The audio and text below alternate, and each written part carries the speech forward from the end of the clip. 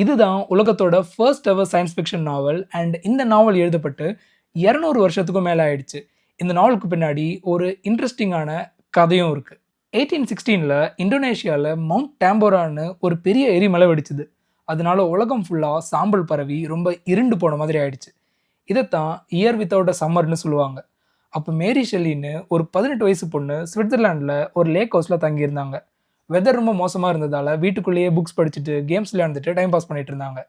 யார் ரொம்ப பயங்கரமான ஒரு ஹாரர் ஸ்டோரி எழுதுறாங்கன்னு அவங்க ஃப்ரெண்ட்ஸ் கூட சேர்ந்து ஒரு பெட் கட்டியிருந்தாங்க.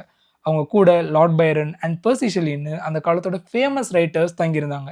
அவங்க ஃப்ரெண்ட்ஸ் எல்லாரும் எப்பவும் போல் நார்மலாக பேய்க்கதை எழுதிட்டு இருந்தப்போ மேரி ஷெல்லி மட்டும் ரொம்ப வித்தியாசமாக யோசிச்சாங்க.